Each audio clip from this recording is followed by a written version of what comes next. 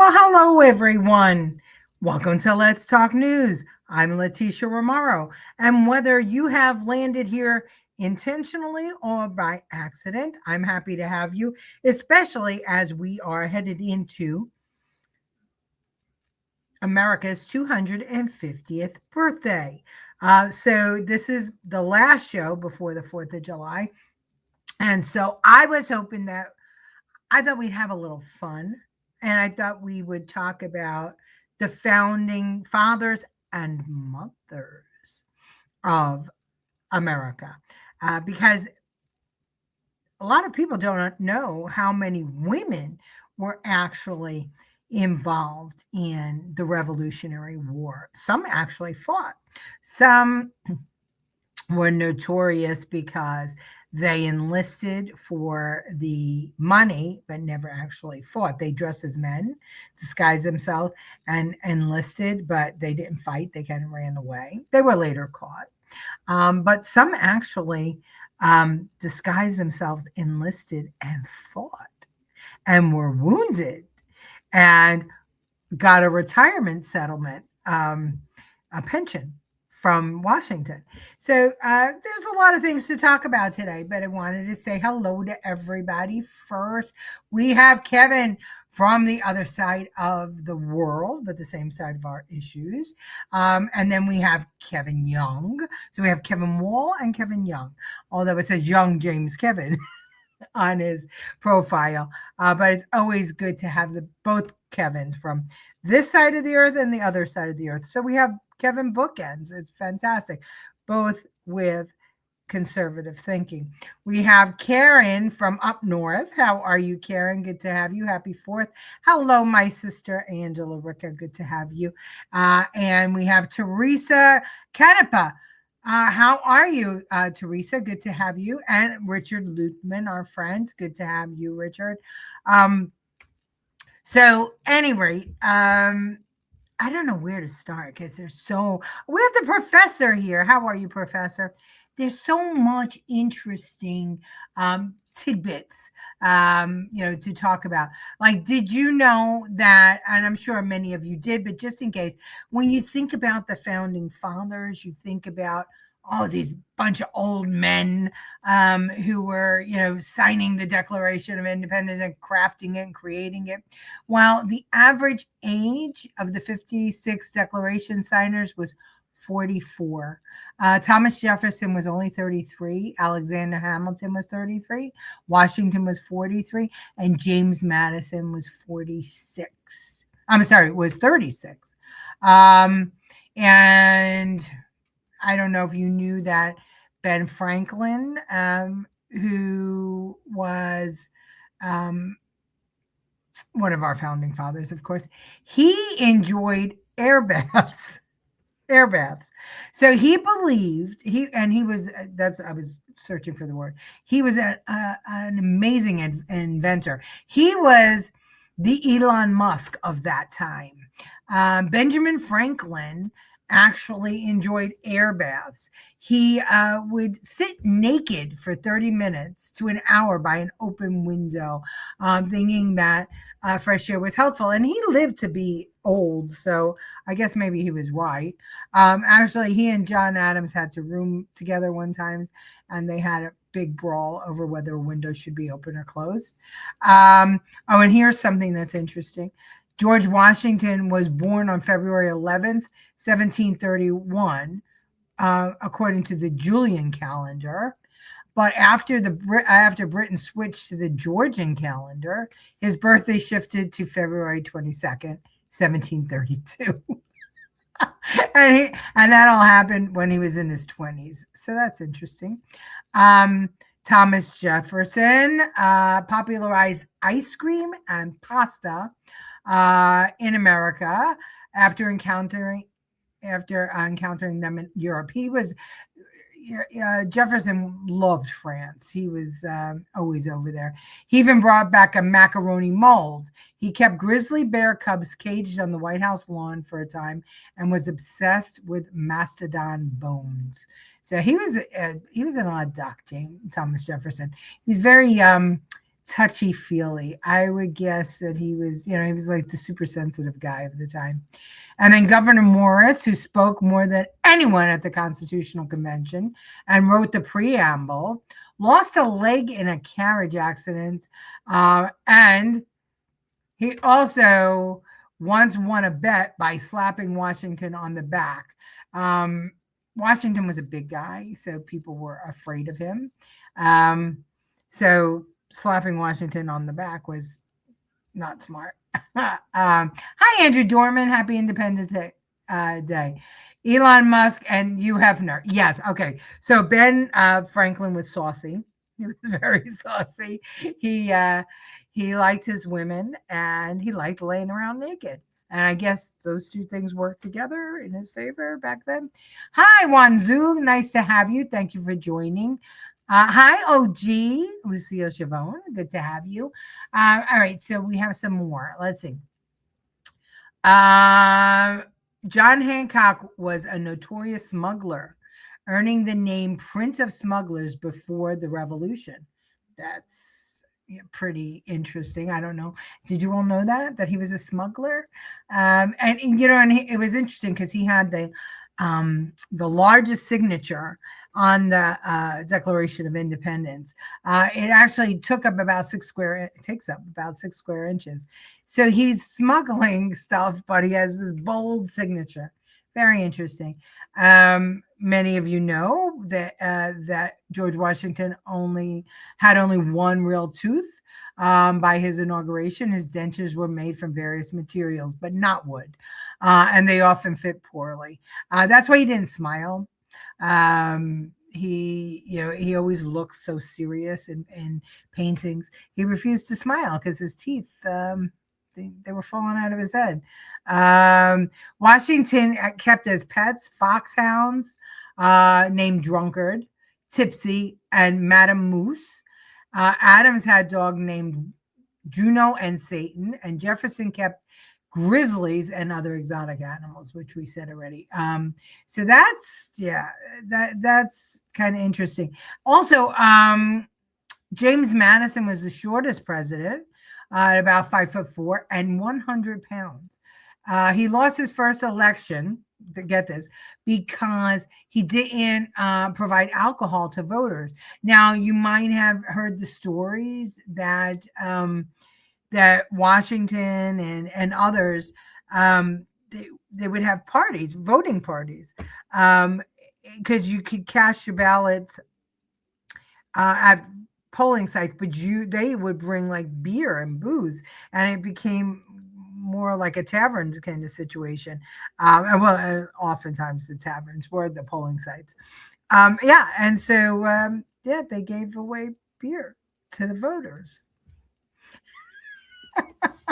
Now we just give away votes to the illegals. Oh my God. All right, let's see what else I want to tell you. Let's see. Okay. Now and Paul Revere. He was not always grouped strictly with the core founders, he was a dentist, and he used dental forensics to identify a friend's body after the Battle of Bunker Hill. I mean, I didn't know Revere was a dentist. Did you? I mean, kind of interesting stuff. So these are the people that made America.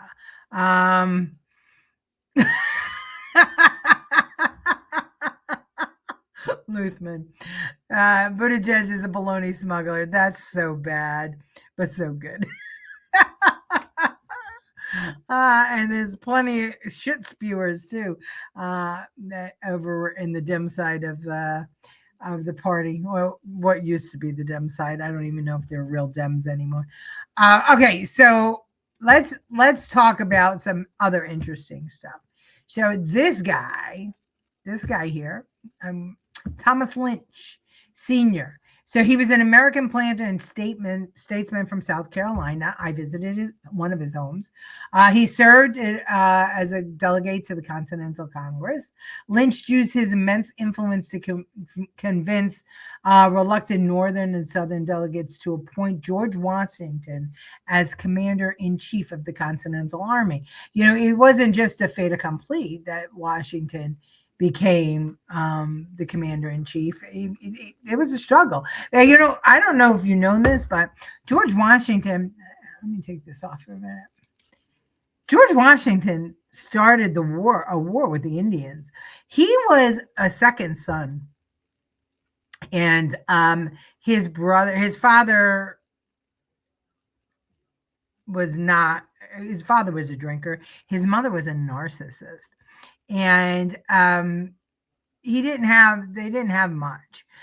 So Washington went off to become a surveyor.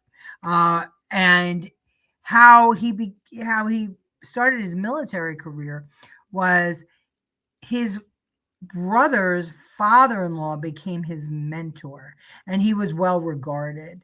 And he got his commission into the military. And Washington accidentally, he was the one who shot the first shot that started the Indian Wars. It was unfortunate, but yeah, he was the one that did that. So that's not something that you always read in history books. But back to Lynch. Okay, so Washington, is the second son, and he had a questionable military career. He wasn't a fait accompli to be commander-in-chief, and so Lynch actually convinced the prominent delegate to appoint him as the commander of the Continental Army. He also proposed splitting the legislative branch into two houses to balance regional representation and population. But he couldn't sign that,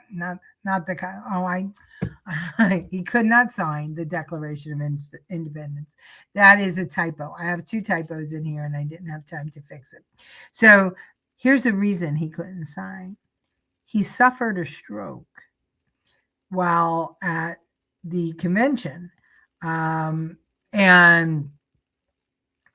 so they sent for his son, Thomas Lynch Jr., and he was born in Hopsawee Plantation here in South Carolina. So Lynch, races up to Philadelphia, and his goal is to try and help his father recover so that he could sign the Declaration. But his father never does recover. He was very, very afflicted. So the kid winds up signing.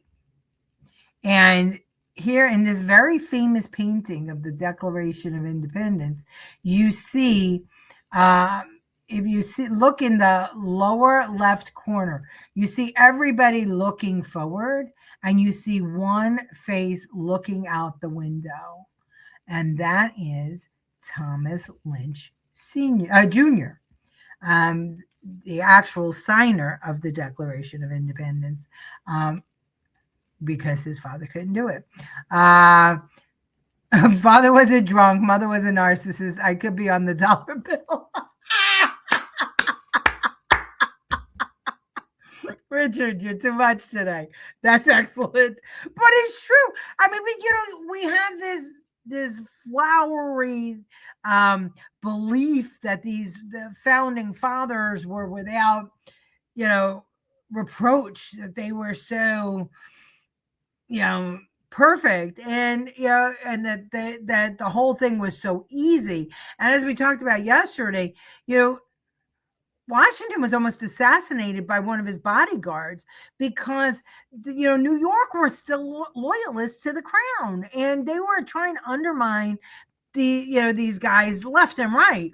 And New York had a lot of power because New York was like the trading capital of the world. There's a great novel out there called New York, and it follows New York from the Dutch settlers all the way to 9/11. I forget who the author is. Look it up. It is a big book. I enjoyed reading it so very much. But anyway, it's there's information. New York was not always a great place. It was actually a not great place, and it's not a great place again these days. Lisman said they've had 250 years of great PR. Yeah, they did. They did. Like Columbus, right? Columbus was hailed and revered, and all of a sudden he becomes a piece of shit because somebody found the writings of a very disgruntled doctor, who is Isabella's doctor, who sent the doctor over to South America. I can't remember where this all by the Taino, where the Taino tribes were. I think it was Honduras. I can't remember. I'm sorry, the country. But at any rate, he really hated Columbus, and he wrote some nasty ass shit about it. And that diary survived, and nobody can find Columbus's diary anymore, supposedly. And so that's where all those nasty things come. So now they're tearing down statues of Columbus. But anyway, I digress. Who were the masterminds? The masterminds of the Constitution? The masterminds of the Constitution were Ben Franklin, Thomas Jefferson. Actually, John Adams had a lot to do with it. Washington, joined in, but he was reluctant. He wasn't one of the first. He stayed loyal to the crown for a long time. Lynch, absolutely. Lynch was one of the first. South Carolina played a huge role in the Revolution. So those were Jefferson. He came around. Jefferson was more of a lover than a fighter. He came around later, but Lynch and the South Carolina delegation, they really were the ones pushing. They were really the ones pushing. It wasn't Larry David. That show sucks. That's some. Oh, I forget the show that Larry David. That's the one that wrote Seinfeld. I'm just not connecting it. I'm sorry. Why I'm not getting the joke? I'm sure it's very funny. It's just me. But at any rate, let's see. So that was Lynch. Okay. And somebody else or some other people that are very interesting. Let me introduce you to Anna Maria Lane. Okay. Very interesting woman. She was in frontline combat. She enlisted with her husband. She was, thousands of women, they served as camp followers, working as nurses, cooks, and laundresses. She actively dressed as a man to engage in combat, and she joined with her husband. You didn't get a physical exam when you joined the Army back then, but if you were wounded, you got a physical exam, and we're going to talk about that in a minute. So she became famous in the Battle of Germantown. It was October 3rd, 1777. She fought under Washington, and it was a really bloody engagement and it was a Pennsylvania campaign. And during the fighting, she sustained a severe leg wound. Historians believe she may have refused immediate medical treatment to prevent her gender from being discovered, leaving her permanently disabled and lame for the rest of her life. But following the war, Lane and her husband, John, settled in Virginia, where she spent years volunteering as a nurse at a military hospital in Richmond. And as they grew older and feebler, Virginia Governor William H. Cabell advocated on their behalf to the General Assembly. And she, in February 6, 1808, the legislature awarded her an extraordinary pension of $100 per year for the rest of her life for performing extraordinary military services. And this was more than double the standard $40 annual pension that was awarded to common soldiers. So, there were women in the Revolutionary War that were recognized later on. I mean, I know a lot of you have heard about Deborah Sampson, and we'll talk about that in a minute, but hold on. He has a new HBO show. Oh, Larry David. Oh, okay. I didn't know that. Hi, Ramon. Good to have you. First episode, he did the Constitutional Convention, must miss TV. Oh, that's funny. It was Don't Ask, Don't Tell. Oh, gotcha. Ramon says, I heard July 4th, the real No King's Day. Yeah, well, I wouldn't be surprised. I wouldn't be surprised. But today, we are celebrating all the people behind the revolution and how America became great. So here's Deborah Sampson. And just quickly, she enlisted in the 4th Massachusetts Regiment in 1782 under the name Robert Shirtless. So she became a private Robert Shirtless. She was assigned to an elite light infantry unit due to her height and her physical capability. Now, remember, we just talked about Adams being 100 pounds. So it was, not unusual. I'm sorry, Madison being 100 pounds, 5'4" and 100 pounds. So it wasn't, weird for men to be smaller. And Washington stood well over 6'2", which is why people said that he was chosen to lead the Continental Army and also president, because he had a very imposing presence. And that's, kind of where that saying, the tallest guy in the room gets to be the leader. She scouted territory, Sampson, led raids and fought in active skirmishes against British loyalists. She cut her own leg to extract a musket ball with a penknife to prevent doctors from discovering her gender. But then she was uncovered in 1783 after losing consciousness from a severe malignant fever in Philadelphia, probably from cutting that musket ball with the penknife. She was given an honorable discharge by General Henry Knox rather than facing punishment. And there were women who were fighting who faced punishment. I mean, some of them were arrested, thrown in jail. Some did. Some enlisted, as I said before. They disguised themselves to enlist so that they could get the paycheck, but didn't fight. And some fought and actually got in trouble. She ultimately married Benjamin Gannett and raised 3 children. And then she started becoming a professional lecturer, and she was performing military drills in full uniform. She campaigned for decades for back pay and federal veteran benefits, aided by Paul Revere. And they awarded it to her. Washington awarded her the benefits. She, too, got $100 a year for her service to the military. It was pretty cool. Where'd that go? Okay. So, people don't know that women served. I mean, really served. They usually think of them as camp followers and nurses, but they did. And that's how, when you think about this country, right? I mean, even then, they were forward thinking. Yes, they didn't. Women were not supposed to be serving. They were not supposed to be fighting, but they did. The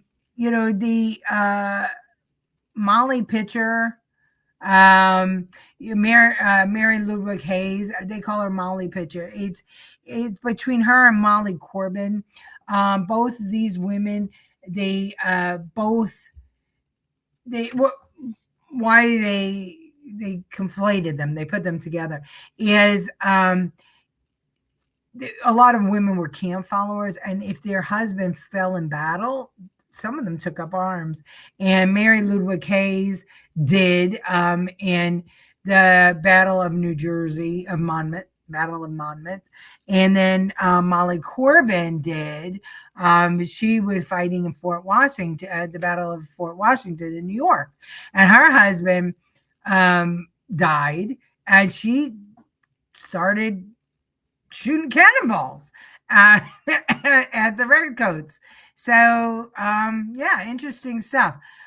This woman, Katie Barry, she was a scout and a messenger for the military, and she helped at the Battle of Cowpens. Now, let's see. She was from South Carolina. I said it before. I mean, South Carolina, did an awful lot for uh, the Revolutionary War. They were the first to throw down the gauntlet, if you will, and they, men and women alike, they did all kinds of things.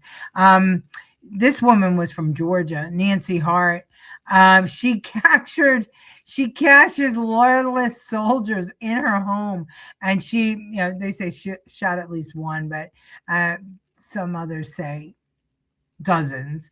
And she was known for her marksmanship and her height. She was a tall woman. She was about people say close to 6 feet tall. So those Southern women weren't just the belles that you see, in Gone with the Wind, fainting and, needing their smelling salts. They were some crazy women. They would serve a tea of, I've just forgotten the name of the plant. We have them all over here. They're really pretty. They have really lovely flowers. And they boiled the flowers and the leaves, and they made tea, and they served it to the redcoats, and they later died. I mean, the women of the South are something else, I got to tell you.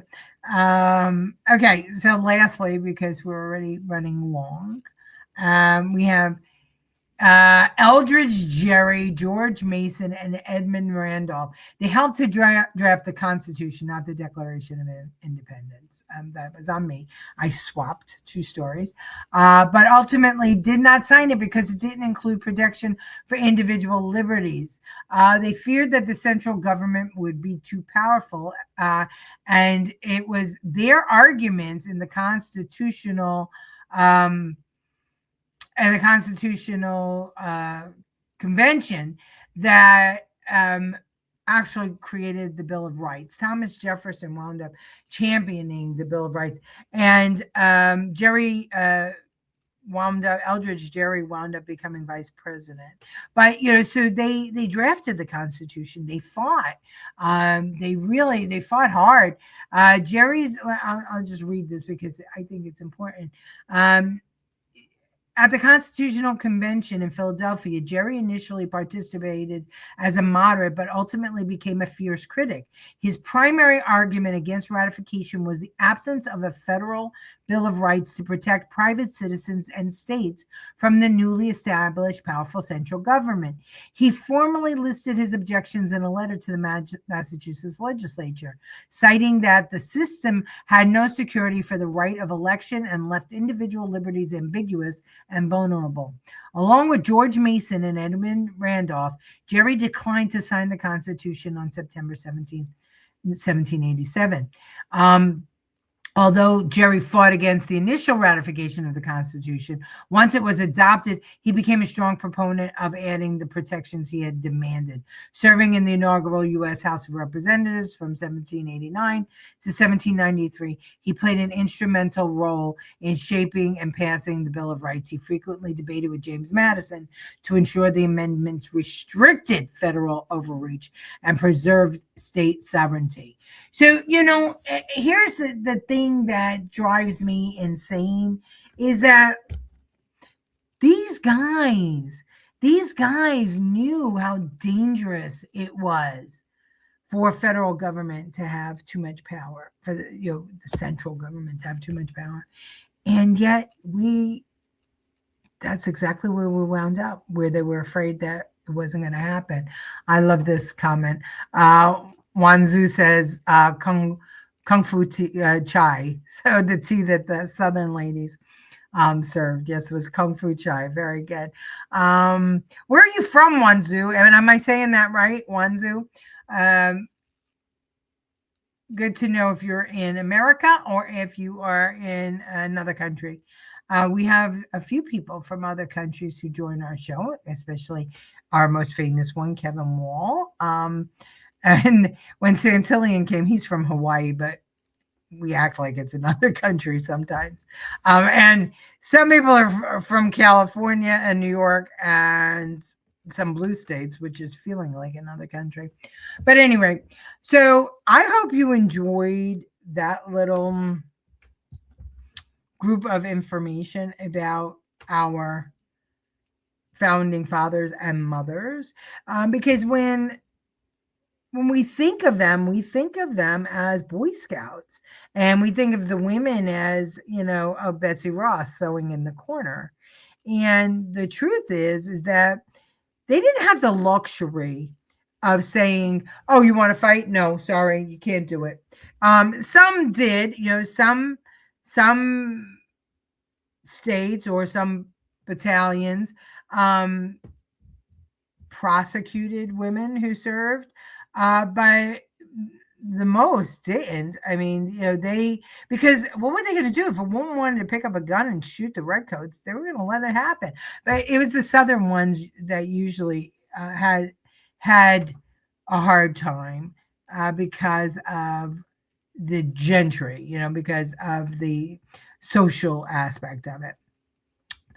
Parents didn't want to ever hear that their daughter was fighting in the Revolutionary War or in any war.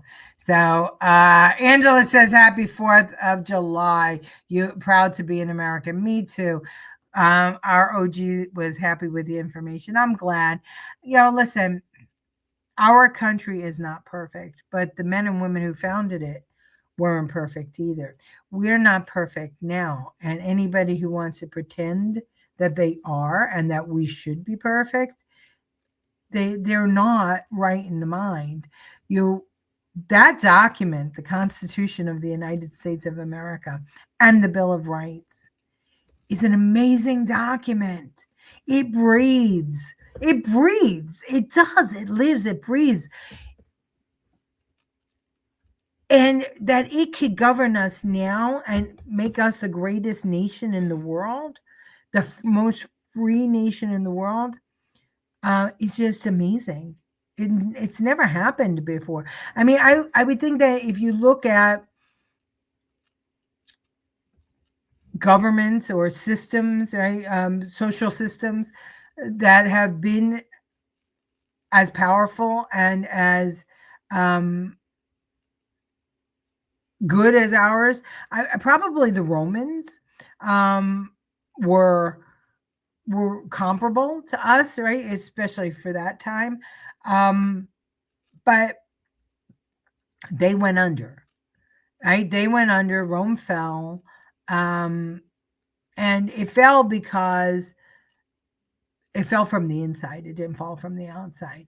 And what I'm trying to say here is that, America is built on the foundation that every man and woman has the ability to pursue their own happiness. And they have certain inalienable rights that no government can take away from them. And the government that our founding fathers set up is not a thing. It's us. And we can change it. And there are people who are trying to change it into exactly what our founding fathers were fighting against. And that breaks my heart, because 250 years, we're babies as opposed to Europe. We're babies. But we've forgotten. We've forgotten the value of the work that these men and women did. And some are just spitting in the face of it.